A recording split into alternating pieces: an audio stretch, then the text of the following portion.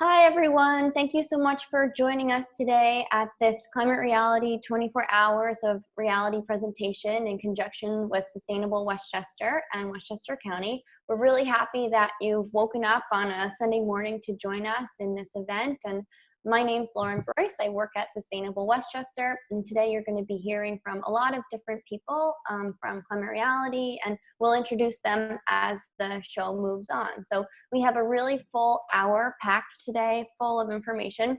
We're going to be hearing a presentation from the Climate Reality Project, followed up by a presentation from Sustainable Westchester about local solutions that you can take advantage of.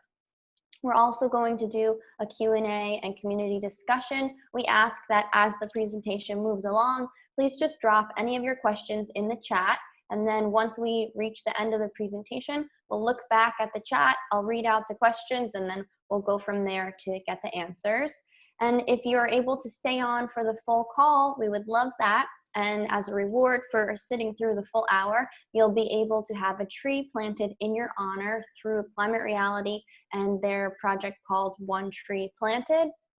And then we're going to try to end right on time, but we will continue the Q&A for as long as people have questions and want to stay on the call. So without further ado, let's get right into it and hear from Janet Harcum, our president of the Westchester Chapter of the Climate Reality Project. Okay. Hey everyone, good morning. Great way to spend Sunday learning about the realities of climate.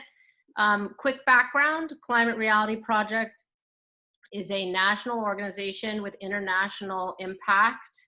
Al Gore has trained now over 30,000, I believe, climate leaders. It's a free training program. You can sign up and take it. And now that it's gone virtual, the trainings are amazing with people from all over the world. It makes you feel like things are happening worldwide. It's a very amazing thing. We started our Westchester chapter in 2017. You do not have to be a trained climate leader to join the chapter. As this presentation goes along, I will put in the chat the opt-in form, which is you can opt into the chapter. We now have more than 90 people in our chapter, and I think at least 2/3 are trained climate leaders. I encourage you to join us, and our focus is to teach about climate science and scale and promote solutions, which is what we're doing today. I can't thank you enough, Patty, the co-chair of the climate. I'm not a president, I'm a co-chair. Patty and I are co-chairing, and other leaders are on too, Lauren included. So that's it from me. I can't wait to hear the presentation. Thank you, Sustainable Westchester, for partnering with us. And let's get to the action part of fixing this problem.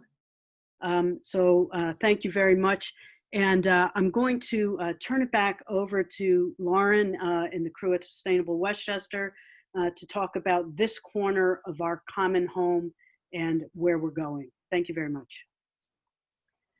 Thanks, Patty. That was an incredible presentation. I'm going to share this screen. Okay, so let's keep building. I love how the Climate Reality Project presentation kind of takes you down in the dumps. You're feeling so terrible about climate change, and then at the end, you're just inspired by all the solutions that are available to us. So what we're going to do now is take a look at some of the great work that's been done locally in Westchester County, and also what's going to be happening in the future. So if you're not already aware, New York State has some very impressive nation-leading climate goals set by the CLCPA. You might have heard that term before. The Climate Leadership and Community Protection Act has enabled us to have these very impressive goals. So we want to see New York State be on 70% renewable energy by 2030 and zero emissions by 2040. So basically, we've got 10 years to get from our current level of 28% renewable energy on the grid, which is largely powered by hydropower, to 70%. And we have a great solution with Westchester Power on helping to green the grid. You're going to be hearing from Dan very soon about that.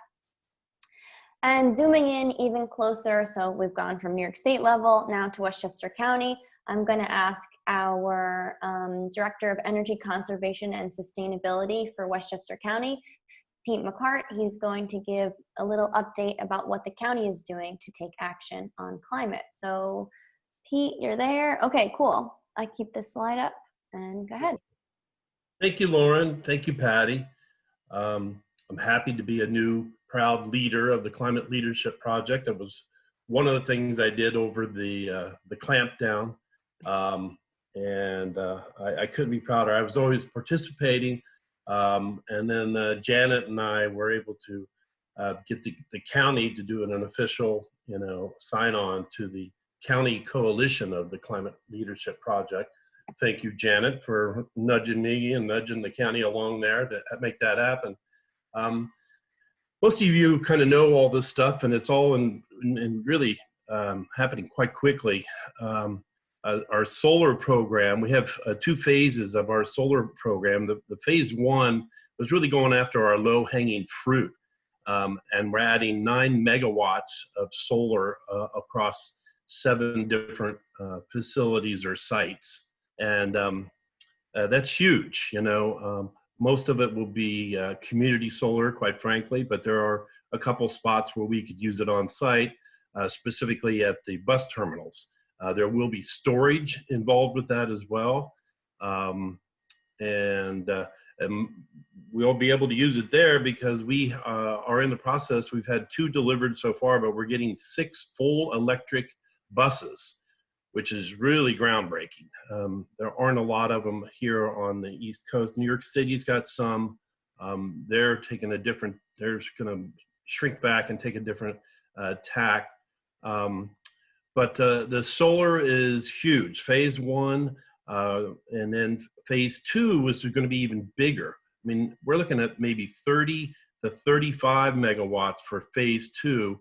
And that's looking at some of our sites that just didn't make it into the low-hanging fruit category for our phase 1. But also we're going to be aggregating all the municipalities that have wanted to add solar to their energy mix, but haven't been able to because it's hard to do. And we all get our rates, our electricity through NYPA, which has a very low rate, and it just didn't pay to get a good ROI to do that.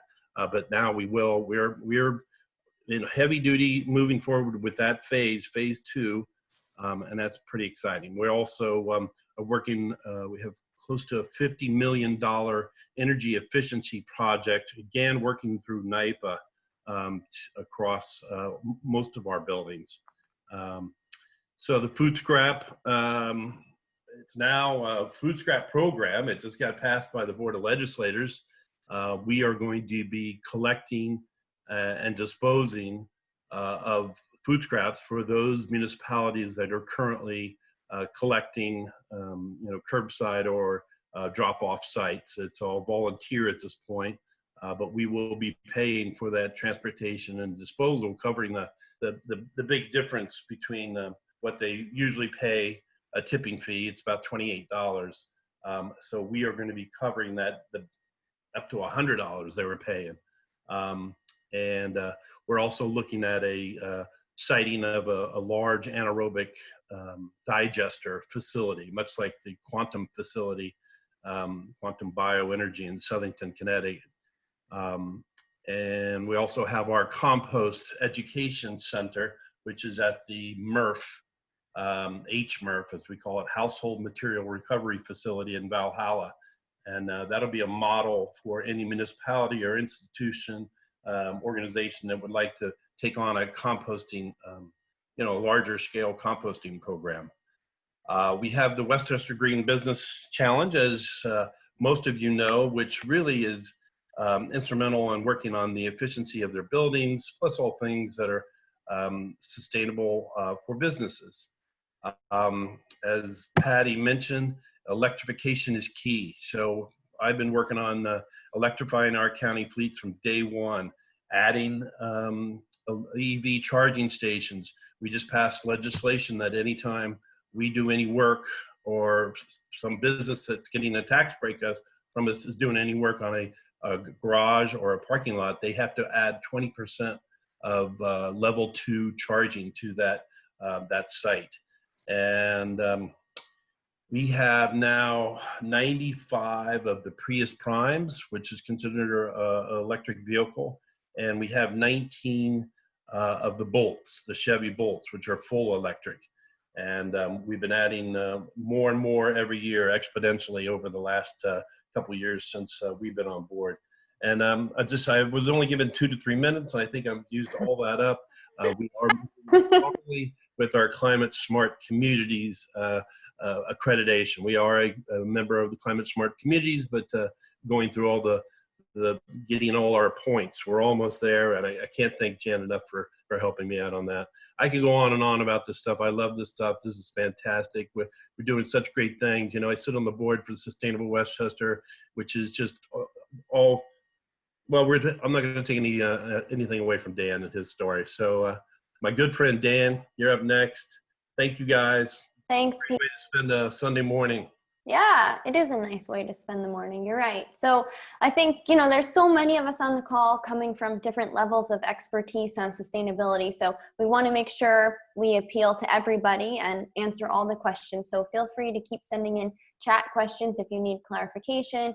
But otherwise, we're going to keep moving forward. And we want to recognize all the amazing work that's been done by the communities in Westchester County that have helped to propel us towards getting different types of designations, be it the Climate Smart Communities or different other awards. So I can't run through all of these amazing initiatives right now, but if you are involved with your sustainability committee locally, you know what you've done. And if you are interested in connecting with your local sustainability group, we would be happy to make the connection for you and do any introduction. So if you're looking for that, please put that in the chat. And just a shout out to a few different communities that are doing the municipal streetlight adoption, switching over their electric vehicles, and also doing pilot composting programs. It's been amazing to see the different programs coming out of the communities. So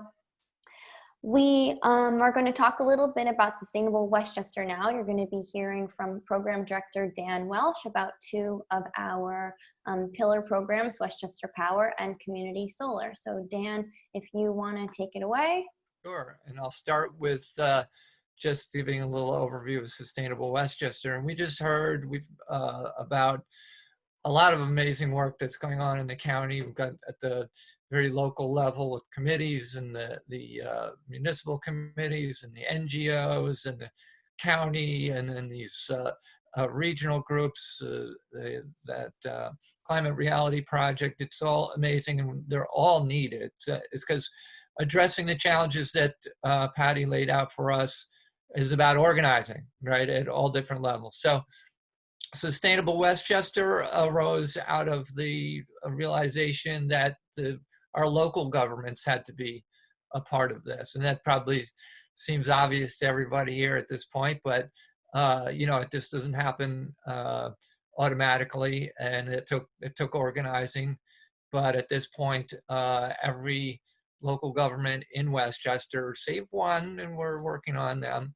And there are a lot of local governments in Westchester. They're all members now, and it's critical because it's a source of leverage and collective action that absolutely has to be taken advantage of. It allows us to reach scale for many of the solutions that we're going to need. And it allows us to accelerate things because, you know, a lot of this stuff, maybe you can see it out there and it's kind of coming, but it can't come fast enough. We're already behind. So it's about accelerating, and it also provides a vehicle for piloting solutions and making those available. So these are all different vehicles for change.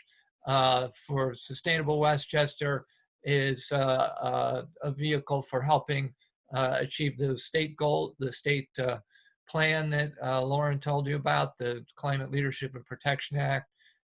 It provides programming that municipalities can plug into to achieve their Climate Smart Communities certification or achieve the Clean Energy Community certification, and generally serves as a shared service to help our municipalities get where they need to go. So Lauren, why don't you kick off the next item, the video there, because I think that'll give everybody a nice Okay. overview.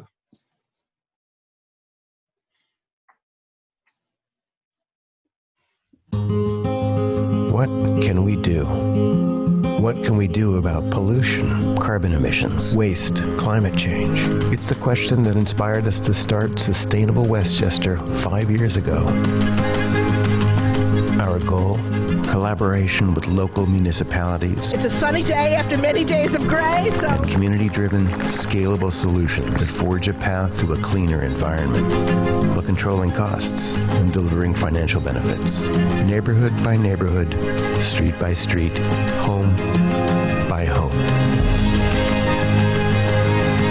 From out-of-the-box thinking on renewable energy supply, solar, and geothermal, to partnerships with local businesses to empower drivers with the latest electric car technology, to safer streets and savings through LED streetlights and gardens that are regenerative and sustainable.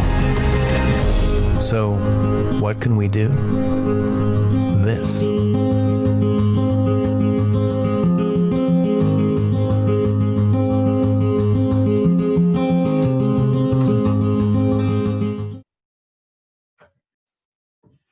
Okay. Right, so, Sorry. oh, next slide. Okay. So having managed to get all these municipalities on board, and when we deal with counterparts, that's usually like the thing that amazes them more than anything else, is that we're able to get municipalities to move in one direction on certain things. So where have we gotten to today? Obviously, energy is at the core of some of our key programming, and amongst those programs, there's two key energy programs that really are the underpinning for a lot. There's a ton of other initiatives, but these are the underpinnings for much of the work that we do. And the first of those is the Westchester Power Program. And that is basically a bulk purchasing program for renewable energy. We've got 27 municipalities that are participating in that. And it basically serves to change the default supply for participating communities. It used to be, you call up, hook up my power, and you're connecting with Con Ed and they're supplying it. Now it's a community decided choice about what that starting point is, and yet you can still change your supply if you want to. But the wonderful thing about it is the first connection many people have with anything to do with this. So even if we get a phone call from somebody that says, like, I saw this on my bill, what is it? We've made a connection with that person. We're talking to them. They're part of the dialogue. So it's kind of the basic start of everything. It also helps, it has a tremendous impact on the greenhouse gas profile of all our communities. It's the single largest move that you can make as a municipality in terms of driving the needle there. And the other program, Community Solar. Oh, I should say, very importantly, we just went through a new bidding process for the next round of contracts. This will be contract 3, and in so many respects, Westchester Power and Sustainable Westchester just creating many firsts in the state. It's important to note that this program we led with a pilot in the state, and now it's spreading all over. There are dozens of communities that are following the same model. But we're on contract 3 now, so you'll be seeing the envelope in your box from either in the Con Ed zone or the NYSEG zone with the terms of the new contract. So keep an eye out for that. Yep, and just to add on to what Dan is saying, if you're wondering, am I already in the Westchester Power Program? You may already be, so keep an eye out for this letter. That will help to indicate to you you're part of Westchester Power. And if you're wondering, also, we can give you information. You can give us a call at the office. We can help you figure that out. Sorry, Dan. No. So the other critical program, and it's kind of a natural evolution, is Community Solar. It builds on a structure that the state allowed for called community distributed generation. It allows anybody to sign up to a big solar project that's going to be somewhere in the area, but not necessarily right next door to you, and get the benefits of that subscription. You get to be part of putting that clean energy on the grid. You actually get the financial benefits in the form of credit on your bill. And this is wonderful because we found that a lot of people want to do solar, but ultimately with housing orientation, or maybe you live in a condo, a lot of people are not able to do it. As many as 80% of the people who came to us for earlier for our Solarize programs were not able to go forward and put solar on their own building. So this expands the access to the benefits of solar energy. It makes more people a partner in trying to resolve all the problems that we have with clean energy on the grid. And it's for us is a critical evolution as part of building the clean energy structure. The exciting thing also is that starting next year, it'll be fully integrated with what I just mentioned, the Westchester Power Program, as the state is enabling and enforcing the utility companies to put all of this on the bill in the way that we can just kind of shovel the credits through to all the participants in the CCA, in the Community Choice Aggregation Program. So very exciting stuff. And so with that, and in actuality, those programs that I just spoke of, as amazing as they are, they're kind of the easy part. And there's the rest of that pie, our footprint, that has to be addressed. That takes a lot more work, and it's kind of one-on-one work. And Lauren's actually got the hard job in trying to move those programs forward. She's going to tell you about those. Yes, that is what I'm going to do in a very short amount of time. So just quickly before I run through this full slide, I want to say to everyone on the call, perhaps you are an expert in this program. Maybe you helped to build the program, or maybe you've never heard about it before. So wherever you are on the spectrum, if you have more questions after the presentation is over, please feel free to call us at the office. I'm also going to drop some links in the chat so you could sign up for these programs right now. So if you're on the call and you're like, hey, yeah, I want to sign up for community solar, you can do that right now on the Sustainable Westchester website.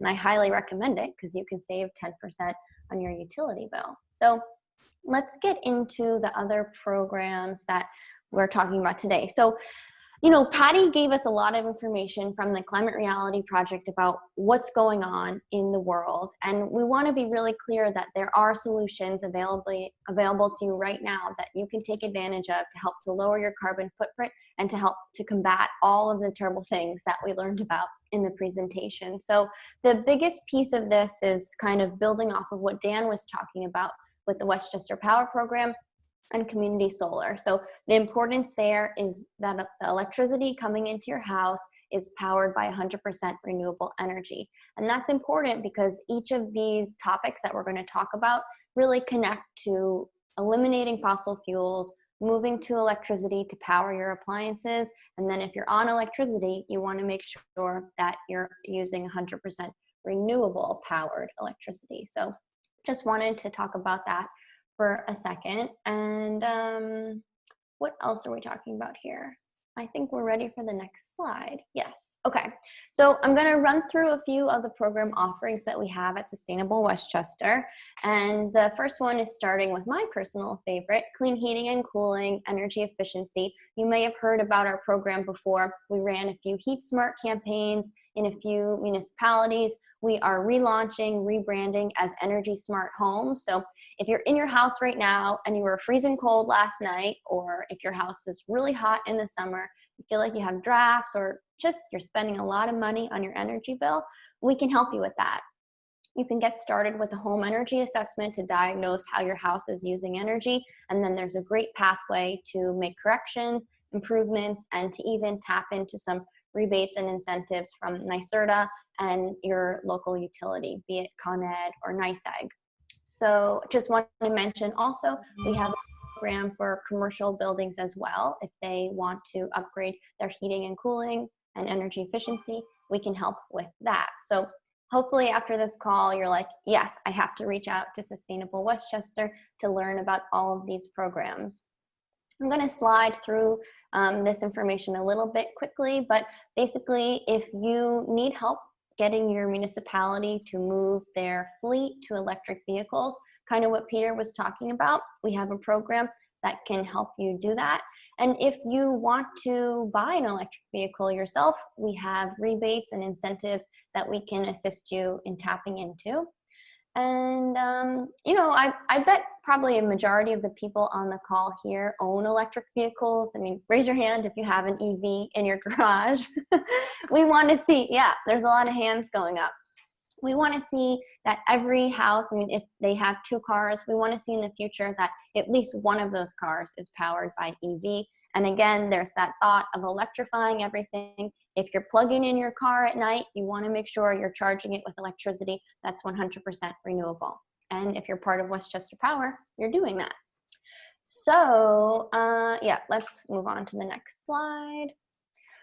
This program is kind of new. You might not be familiar with it yet. We haven't rolled it out. We just did a pilot program this summer, but pretty exciting. You can sign up for it right now, our demand response program called Grid Rewards.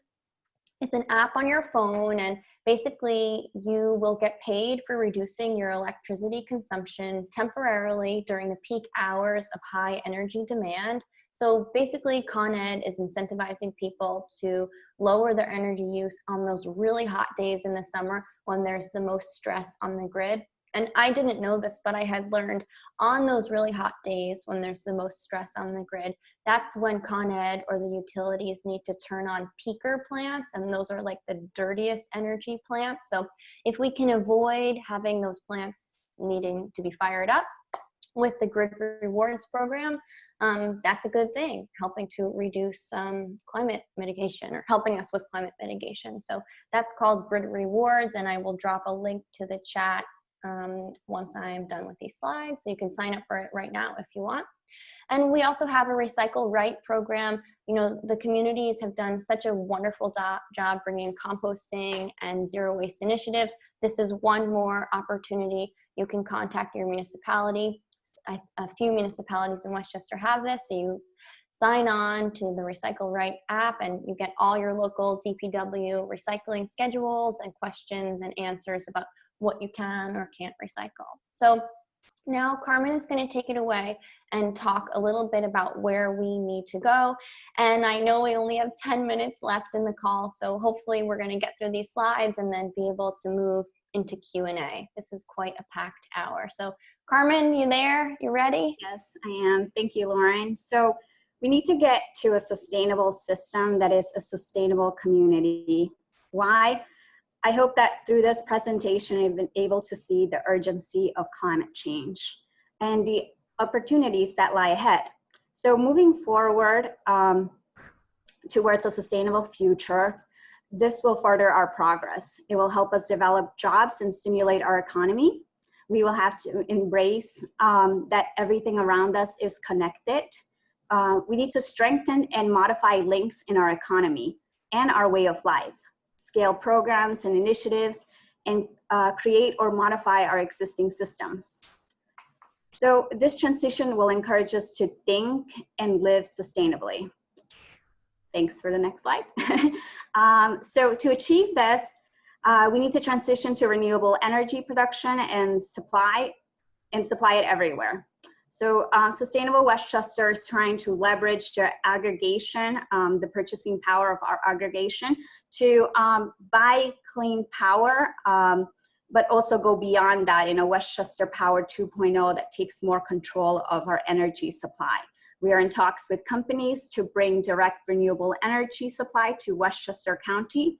We are looking into opportunities to expand community solar, including making it accessible to low-income residents.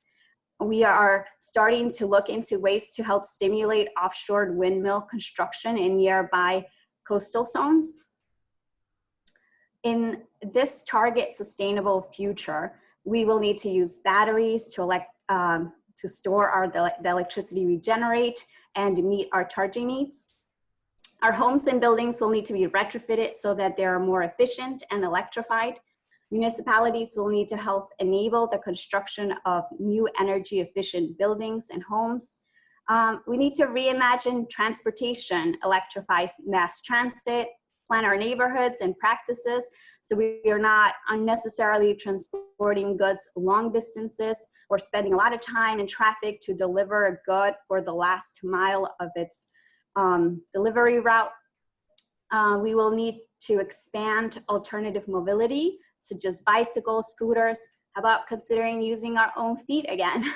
So we need to rethink waste, adopt a circular design for goods and products. Can we recycle, refurbish, remanufacture, reuse, or distribute goods?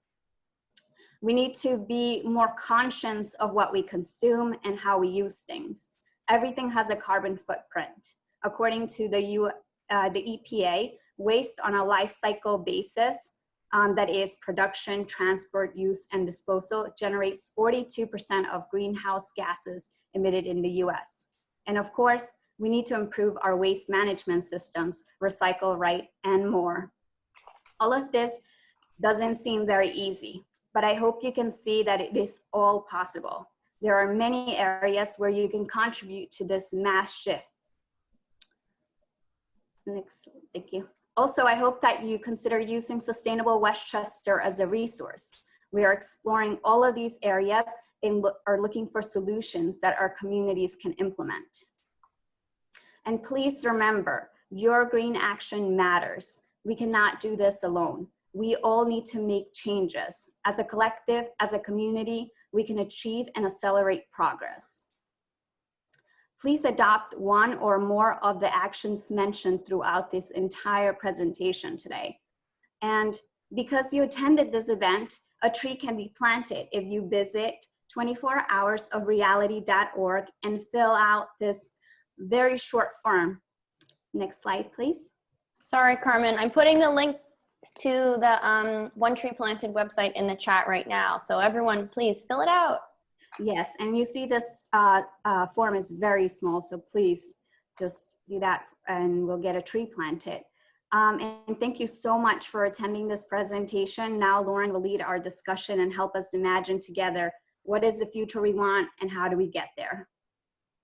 Okay, thanks, Carmen. Okay, everyone, I'm gonna stop sharing. Wow, it's so great. I get out of this and I see everyone's little boxes. There's so many people, 51 people on the call. So let's all give ourselves a round of applause for doing that. Pretty cool. So there's a lot of stuff in the chat. I'm gonna scroll to the top. We've got our experts on the line, Peter and Dan and Janet and other climate reality leaders. So we'll see how the questions go and feel free to everyone answer. So I have a question here. The first question, Rhonda Miller. She's saying Westchester has our water shipped in. Why would we face a high risk of water scarcity? Oh yeah, Patty too. So does anyone have a quick response to that, or should we get more clarification from Rhonda? Patty, you're on mute. So thank you, Rhonda. I'll just try to answer that briefly.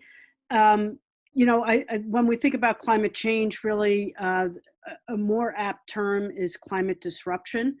And so there are times when we have a scarcity of water and a time when we have abundance of water. And so in our climate zone, we have certainly the possibility and higher risk for this evaporation, turbocharged hydrological cycle to impact our plant life and our soils in Westchester. So in addition to having a very large and expanding population and demand for water, just our natural vegetation is under stress because of the increased heat, which is causing increased evaporation and greater stress on our soils. And I'm not sure if Carmen also might want to chime in on that, because I think we had some talk about it. Yeah, so also in addition to that, you're facing climate disruptions that could affect our infrastructures. So whatever it's connecting our communities, like the delivery system, also the polluting water due to like these disruptions means that we're going to be caught unprepared for what our water supply will look like. Okay, thanks. So we have a question from Lana. She's wondering, what are the best or most impactful things that we can do as individuals to change our lifestyles and make a difference and help the progress as a whole? Who wants to take that in a short way? Because we can all answer that like for 5 hours. Peter? Get an electric car. Stop eating red meat. Get solar on your roof. Check your energy efficiency so you're not leaking, your heat or air conditioning out of your house. And vote. And vote. It's really about the collective. The reason why we're doing this call is to gather the aggregate solution power. Individuals can do something, but the problem is very large. So we have to do this in an aggregated, collective, and orderly way to transition out to be energy efficient, to get off of fossil fuel burning in our homes and to electrify our cars, to stop eating as much red meat, to source our food locally, and to stop consuming as much junk. Yeah. And those were the main things. But elections have consequences. We're actually pretty fortunate here where we live here in Westchester. We have obviously a very progressive legislature. We have a county executive. We've got the governor. We're all on this, but voting is key. It's going to become key in the future. Janet, I know, talks to this a lot. We need a carbon tax. We need a carbon fee. They say is really the real one way where we're going to be cutting down on our carbon use. So it's voting, but remember, the day after the election, you have to keep voicing your opinions, and there's such an amazing impact.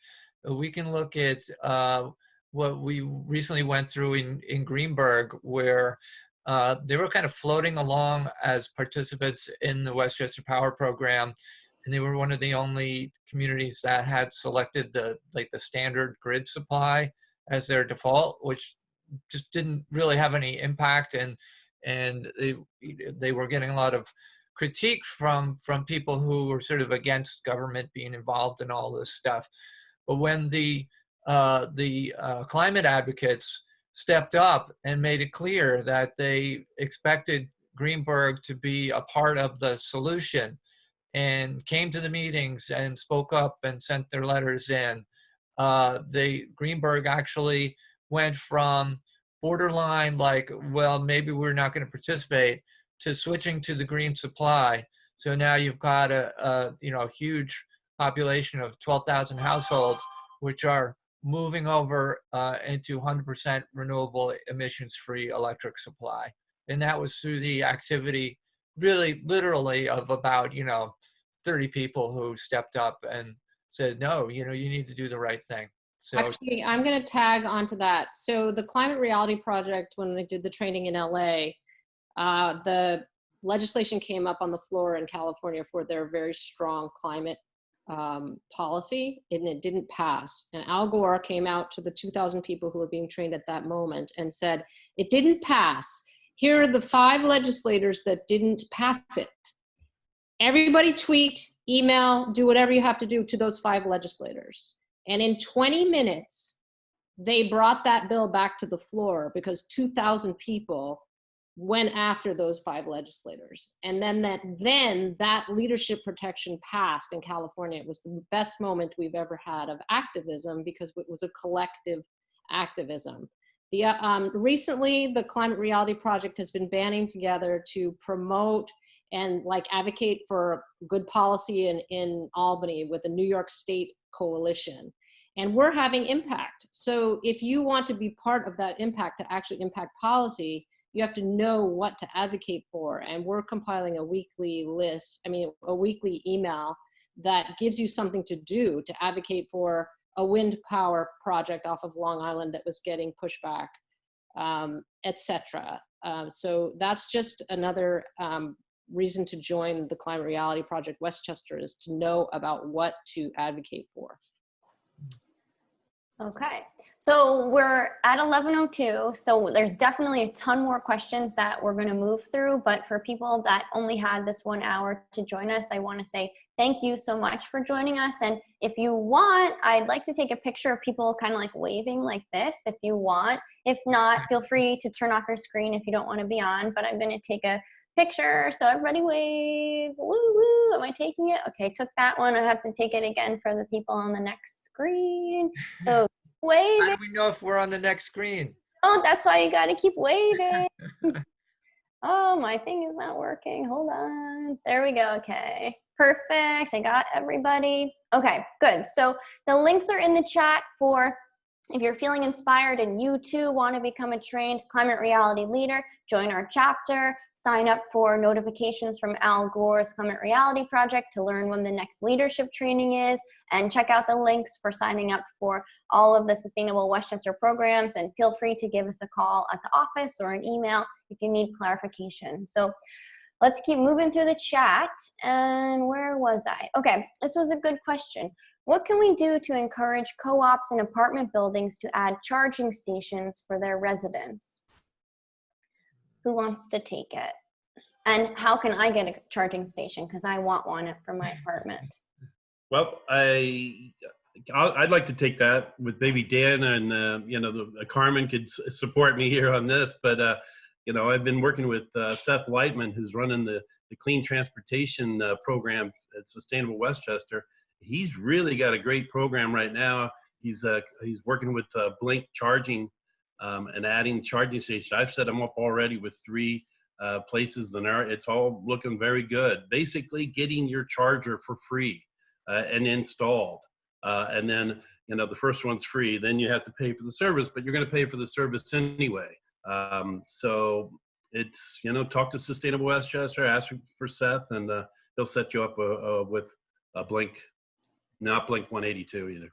Uh-huh. Yeah, maybe a part of that question though is also about like working within the context of an apartment complex or a condo complex where you have to organize and deal with the association or one of these things. So that's always a challenge, and each complex is going to have its own dynamic, I guess. But I could say that we're happy to support that, and if there's some discussions you need to have with the association leadership or whatever, so that they can realize that this is a good thing to do, that it's not so scary, et cetera, et cetera. And it's cheap.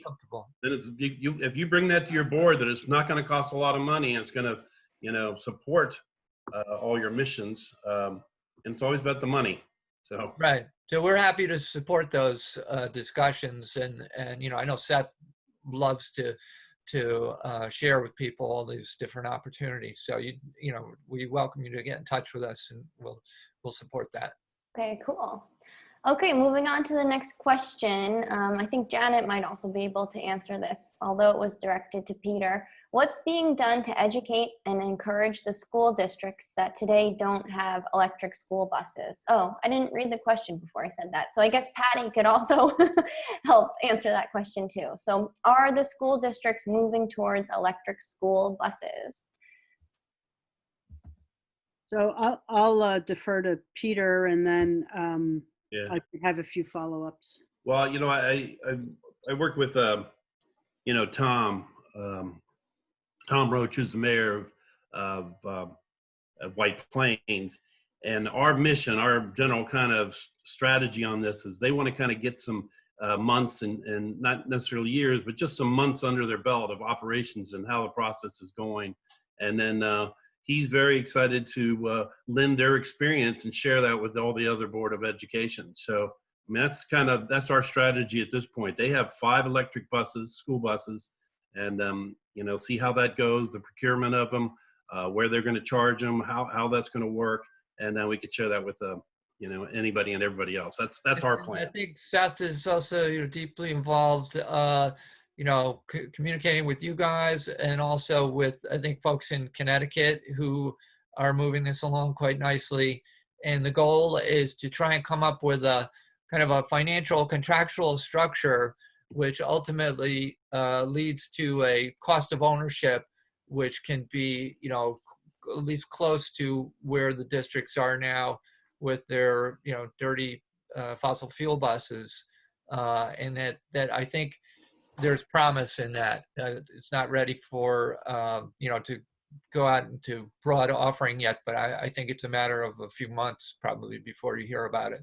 Exactly. Patty, before you start, can I start from the school board perspective? Sure, please. I was on the school board for 6 years, and without the public voting down the school, but there's school districts own buses in different ways, or they use buses in different ways. Some school districts lease their bus fleet, and some districts own their bus fleet. There would be two different solutions in each of those settings. You would have to get to the school the leasor to change that process, and you would have to get to the school district voters to stop the purchase of those diesel buses. The public, every year, they have a bus replacement program generally.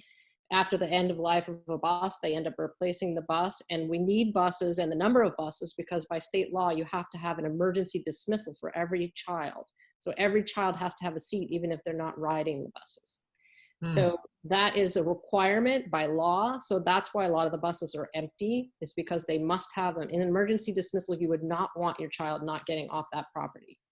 So the public is really the one. If you do not pass those bus bill, those, whatever they're called when they come up on the ballot, Referendum. Referendum, they will start getting the message. But if we keep voting yes on the bus replacement, then they don't. The school board doesn't know if you vote no because you don't like the price tag, or if you're voting no because you don't like the greenhouse gases. When you vote no, send a note to your school board as to why. That's 2 cents. Patty, you had a great initiative. Tell them about it. Yeah, so with Croton 100, which is the local group here, we're at croton100.org. You can find our website. Thanks, Dan. Please visit our website. We have a lot of information about our campaign to try to persuade the Croton School District to buy an electric bus. We were able to identify $200,000 of funding for them this past budget cycle. They decided to not pursue it. And so we have a lot of information on our website. I have authored several blogs about it. That's on our website, croton100.org/blog. You can go to our resource tab. We have a lot of information about the situation with electric buses. So I don't want to take everyone's time on that. Okay, thanks everyone. So on the same topic of schools, we have a question. What is being done and can be done better to educate children on climate change in the school curriculum? That's a Janet question too. I know, I just hate to dominate all this stuff. So there is an organization that is called Children's Environmental Literacy Foundation that does, they train the teachers in the large themes of sustainability so that those teachers can modify current curriculum to, instead of giving them new curriculum, they are inundated with things to teach. And right now they're inundated with just learning how to teach using a remote situation. It's very hard for a teacher to assimilate more and more and more and have these very strict curriculum and testing. So this idea is they modify curriculum in all curriculum that already exists, and it's cross-disciplinary.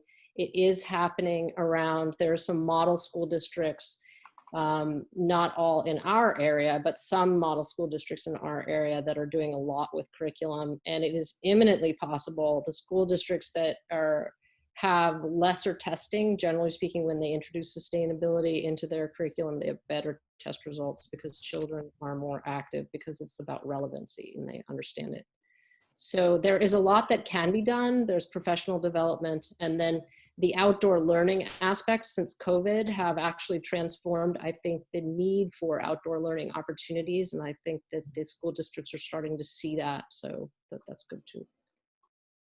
Okay, cool. So I'm just reading through the chat slowly but surely, and I see the next part was Michelle asking about community solar. Just to clarify, I think the terms are if you're investing in solar panels for your own home versus signing up for Sustainable Westchester's community solar program. So it's just, you know, two different ways of getting solar if they're on your house or if you're supporting a solar farm. There's Okay. also investors in the big project itself. That would be another level. True. Yeah. True. Okay, Simon Skolnick wants to know for Westchester County. Oh, I guess Peter. Oh, we should add another role, important role in that is the host role, right? So Peter told you about the effort to aggregate all the municipalities behind a model that the county worked out with NIPA and fully exploit the municipal properties. But that's another place that anyone can play a role in trying to identify sites and push the owners of those sites to get involved, because there's income generation possibilities for those hosts. But a lot of like the big property owners, it's just not on their radar screen, or it's not a big part of their, it won't be a huge impact on their bottom line. They don't want to be distracted. But we have, so many parking lots and huge buildings that they're, we'll never supply as much energy as we need from right here in Westchester, but we have to do everything we can to get as much as we can. So that host role is another opportunity for local people and local businesses to get involved and play a really positive role. Perfect, Dan. You answered Simon's question, so thank you. Oh. And then I see Peter put a shout out for Planting Westchester Initiative. Nikki's on the call. Nikki, should I call on you? You want to give a shout out, or Peter, do you want to do it?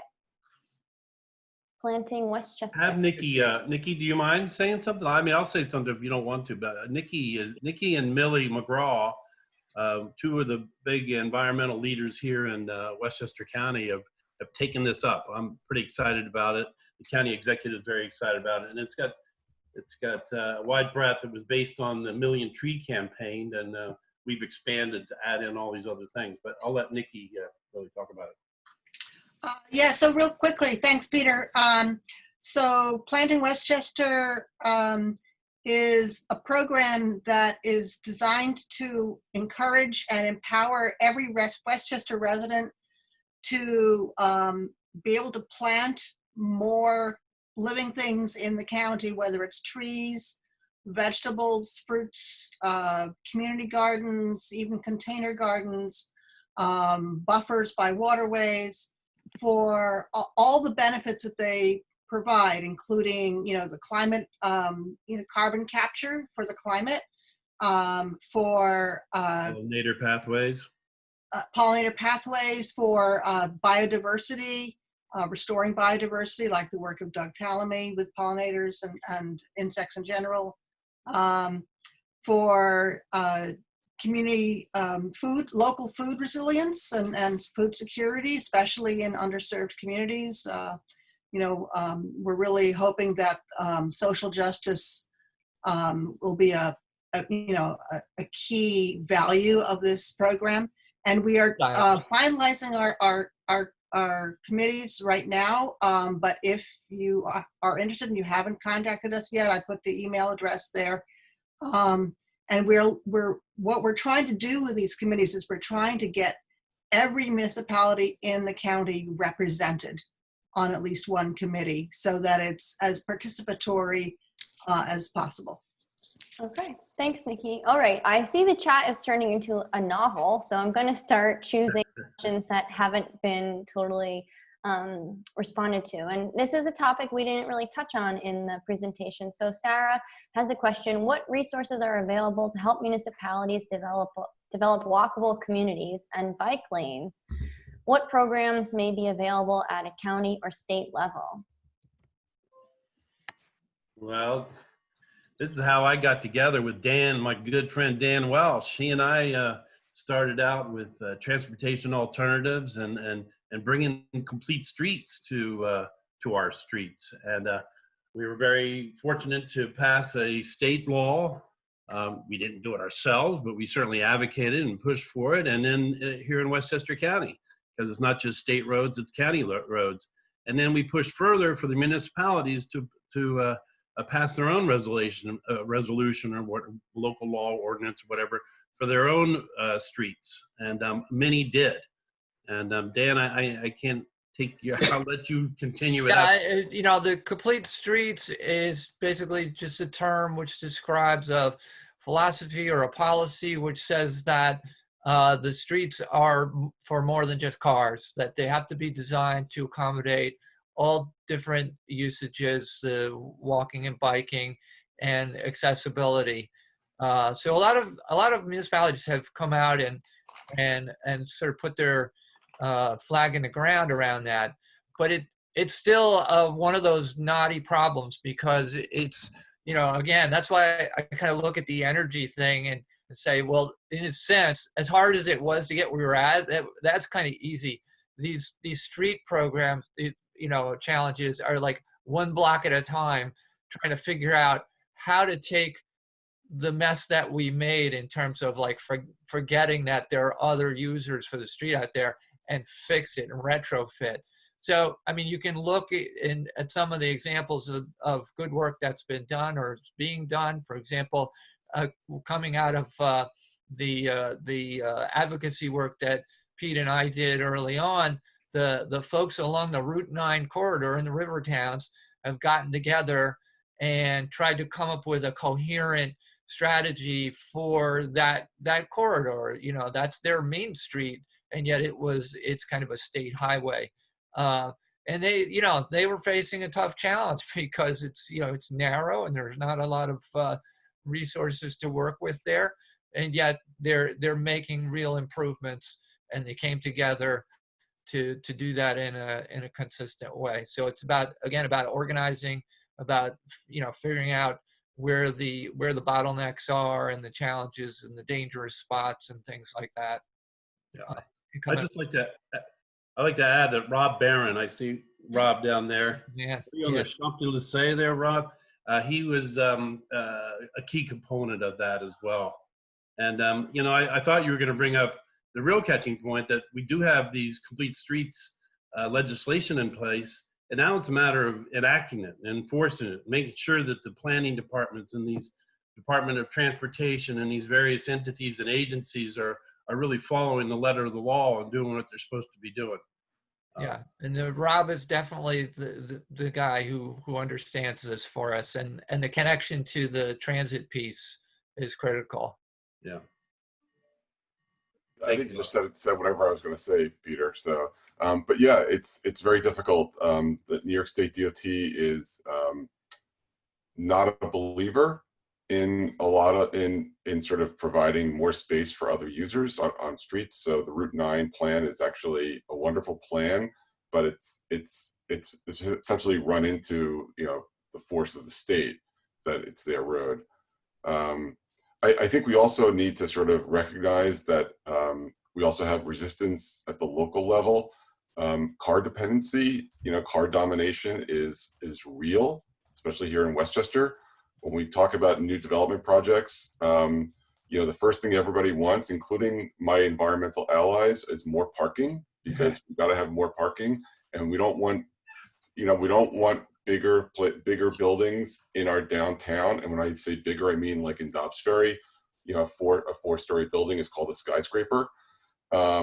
So, you know, and so we just have to recognize that our sort of push to try to accommodate cars in our communities is making climate change worse. And also there's an equity piece where we are pushing people out of Westchester. Okay. And so that, you know, and then they go to these far-flung communities because it's all they can afford, and it's inequitable to do that, and it also leads to more driving. Right. Thank you for responding to my question, Peter and Dan and Rob. I grew up in Larchmont, and I always walked to every school I attended, and now I'm on the Climate Smart community in Yorktown, and we cover 40 square miles, and there are very, very few sidewalks in that whole municipality. So I think the takeaway is to maybe target a couple of areas and see if we can get a coalition together to advocate for that. Yeah, yeah, we're working on that. I know that along the Sound Shore, they're actually coming together.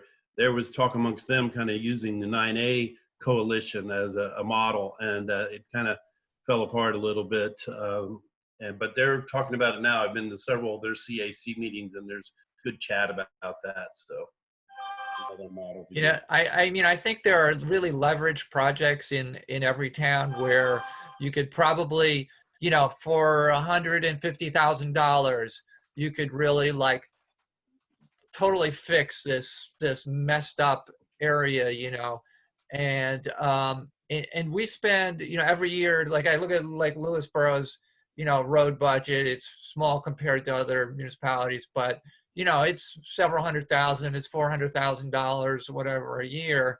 And, you know, if you do one of these projects and think about it, you know, long-term finance amortized over 15 years, it's really, it's like, you know, everybody in town has to spend an extra $5 or something to get that really major thing done that completely, you know, changes the face of, you know, your little hamlet intersection, or the ability to walk to school, or, you know, you find some leverage place to get going. And once you have those successes, I think people will start to really get behind it. The key part of it too, I would say it's also with the EV charging stations, is whenever you're doing work or there's work that's being done, make sure you're part of the conversation. Make sure that your local DPW staff, the people that are doing the work, are doing it the right way. I mean, that's the key time, is when the work is being done or being planned, that it's including, you know, dedicated bike lanes, it's including cutout for walkways, it includes all this stuff to you know, promote non-car transportation. You know, let's walk and bike and take our scooters or whatever. Okay, thanks you guys. We have a few more questions, and one that's kind of interesting. Where is it? Do we want to talk about financial stress on New York State and if programs will perhaps be cut and what we can do about that?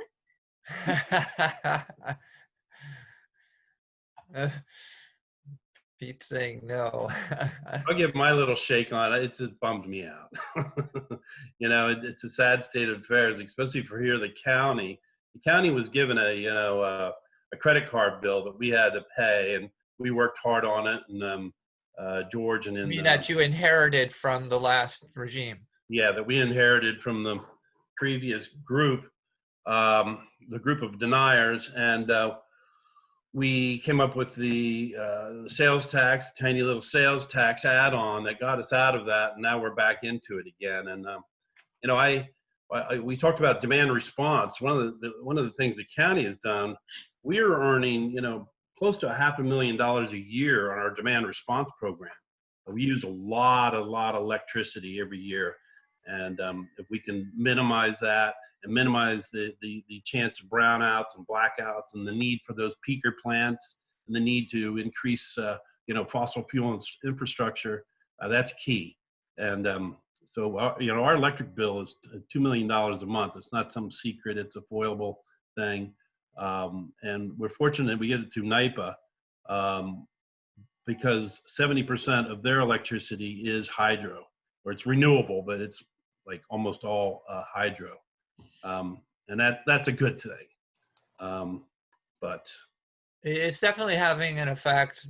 All the budgetary stuff is having an effect, and sometimes it's sort of indirect. Like, for example, the state, as part of their the goals that Lauren displayed earlier, the 70% renewable by 2030, has a renewable portfolio standard regime where they require all electricity suppliers to as part of their supply, to supply a portion of it from new renewable energy facilities.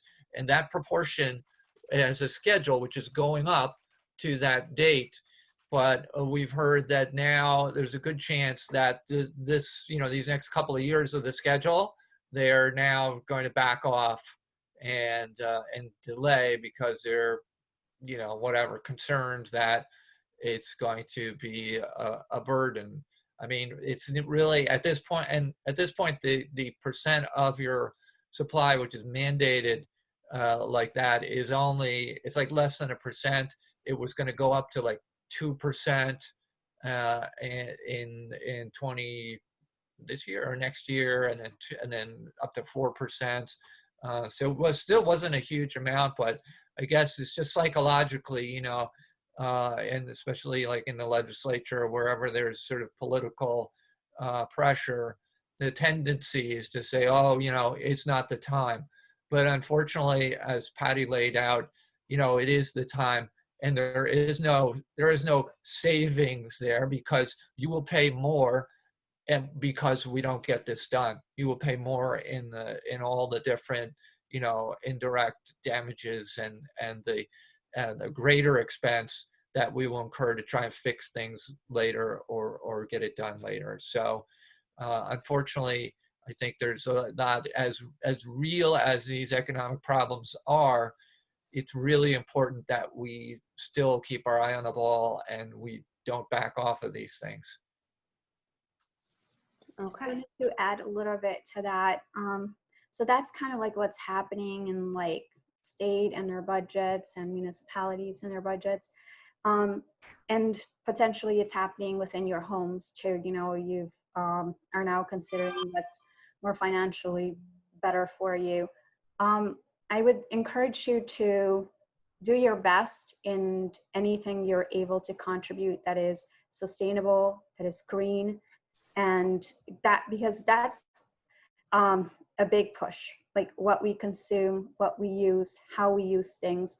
How can we reduce things? When you reduce the use of something, you're actually helping us with the whole energy sector that, or energy that's required to generate that one item or that one service. It can really go a long way. So just don't lose hope. We're gonna get through this. Let's just keep moving, climbing along, and let's keep doing everything we can. Okay. Do we want to keep moving through questions? How are people feeling? Do we feel like we're at a stopping point, or you want to keep going? Let me, thumbs up for stop. Thumbs up for keeping on with the questions. Thumbs down for calling it the day. I'm not To keep going if there's some fun things in there yet. Okay, so it looks like Erin M is not on the call anymore, but she asked a clarification question that might be useful. Is community solar a replacement for solar on your own roof, or do you still recommend getting your own solar? Carmen, do you want to answer? I think you could do both. Well, you can't really do both, get something on your roof and then participate in community solar. But if your home can't place like a solar panel on it, community solar is a great alternative to get financial benefits for supporting this. And also it's helping promote more renewable energy construction near our area. So please try to do either of them. Yeah, and I always tell people, if you can put it on your own roof, go do it, because that's solar energy that was not going to be there otherwise, you know. And but for, you know, for those who, you know, again, for a myriad of reasons can't do it, community solar is your way to be a part of it. I put solar on my roof 1 year ago. I haven't paid for electricity once. Not once. I put solar on in 2007. I don't even know how long I've been, you know, it's like, do it now. Yeah. And it's great because it's, you know, it has come down in price. So, you know, we put our first system on here in the early 2000s, and the ROI on it was like 34 years or something like that, you know, simple terms. But systems today, generally it's like 7-year simple payback, you know, which is better. 5 years for you. So 5 years. You're talking about like, you could never get that with any other investment, you know, so it's definitely worthwhile if you can do it. Except for, I would like to clarify, because we tend to forget. First, make your house extremely energy efficient. First, get the fossil fuel burning down. look into air source heat pumps, look into ground source heat pumps, and then electrify. That's how I would do it if I were thinking. But I put on solar before I reduce my load. Like, do both, but like reduce your, so one is burning on site and one is burning off site. So hopefully renewable sources for solar will help, but the energy efficiency part is huge. Mm-hmm. Janet's right. I'll echo that. Yeah, the perfect world is solar, geothermal, and storage. Hallelujah. And then we would stop having to rely on these grid nightmares. Yeah, well.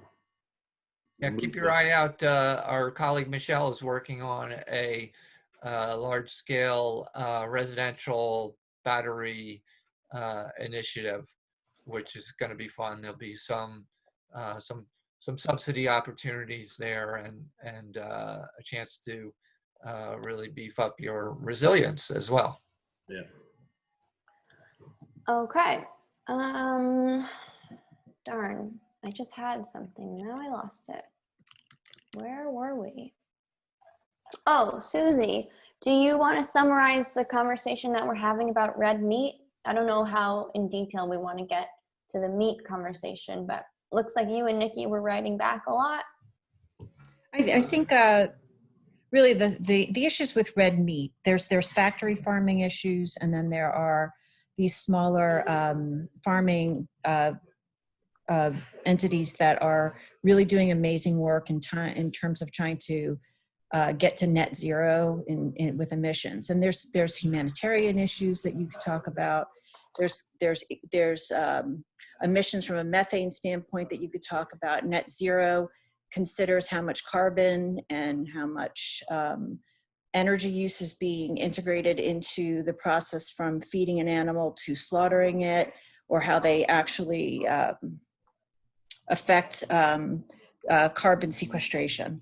I'm talking about it from a much higher issue of the net result of eating red meat is that effectively there's still a methane issue that exists, whether your net zero is talking about how much, it's a resource issue.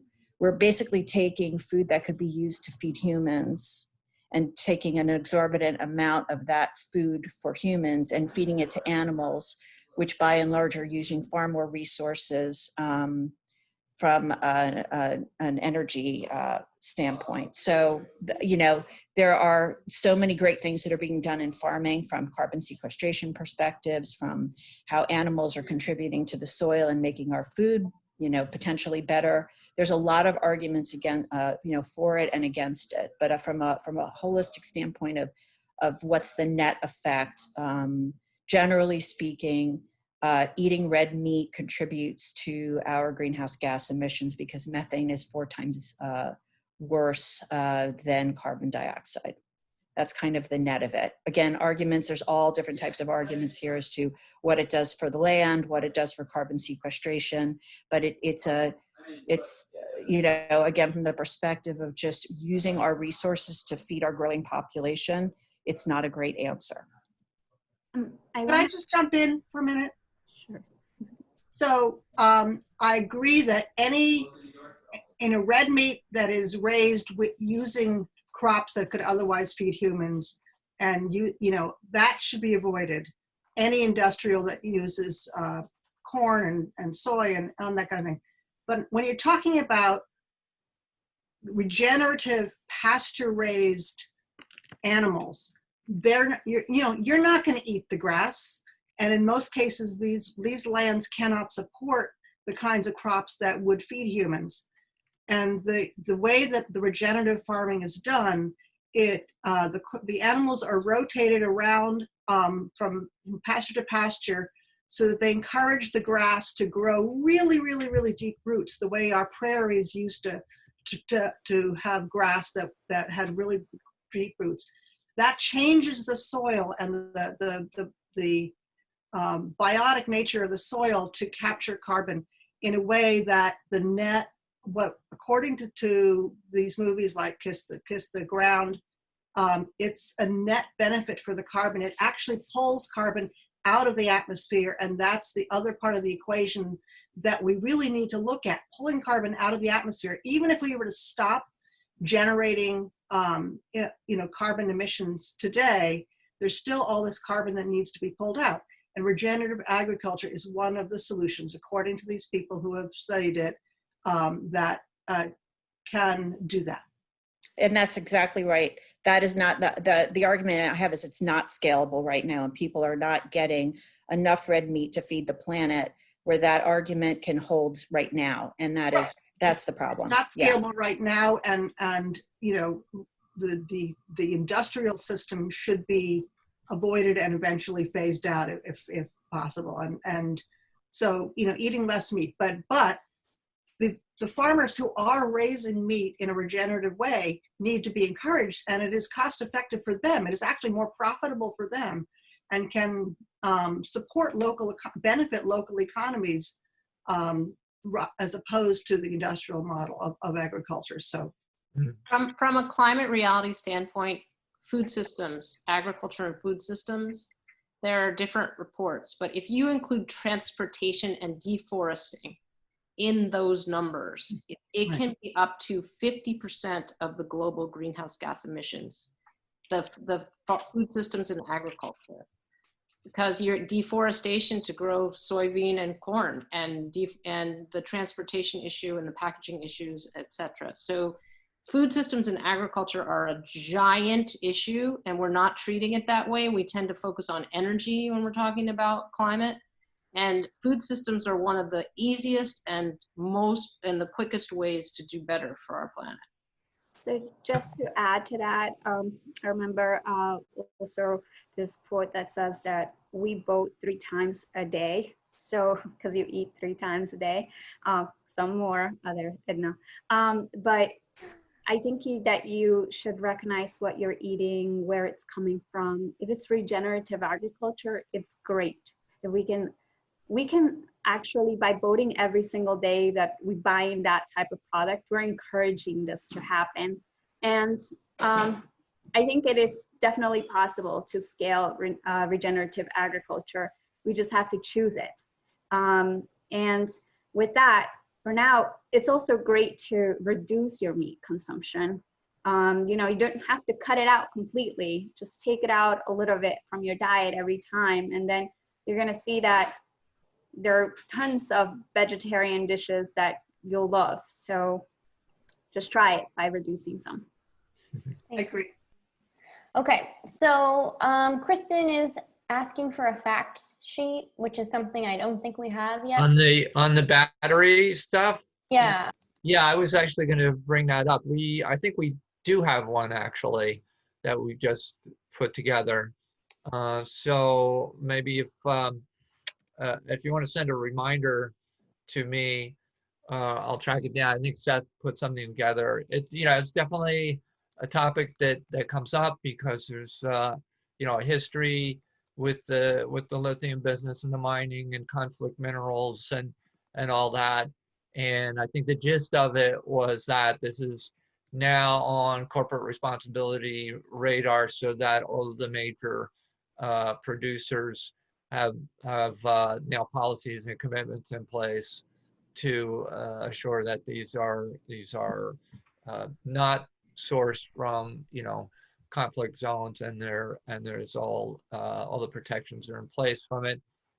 And on top of that, there's news about new technologies that are allowing the extraction from I think it's seawater or something, and there's a big facility that's being actually built here in the United States, so that maybe we'll move to less harmful modes of generating those. And then of course, the other technologies that are coming are a key piece as well. So on the battery front, the changes are coming very quickly, and in storage in general, although for small scale, it's probably likely to remain lithium for a while, but at larger scales, you have storage technologies which run the gamut. There's compressed air storage and cryogenic storage in different ways, basically any way that you can sort of represent energy and then spill it back out.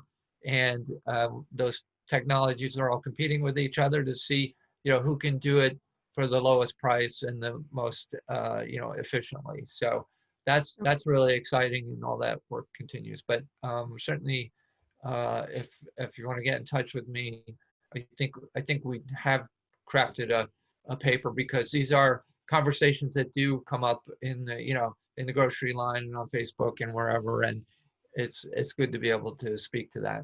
I agree. And I just want to, I think we're going to end the chat now because people are hungry and they want to go. But I would say, as far as the fact sheet goes, it'd be great if we had one from Sustainable Westchester, but also becoming a trained climate reality leader will give you the tools and resources and facts that maybe you're desiring, that you just have off the top of your head. Once you go through that training with Al Gore, you'll feel much more confident in having these types of conversations. So I want to say thank you so much to everyone again for joining us today and for staying on almost an extra hour. Please fill out that form to have a tree planted. And if you have any other additional questions about climate reality or Sustainable Westchester, you can contact me. I'll drop my email in the chat right now. And other than that, does anyone else want to say farewell?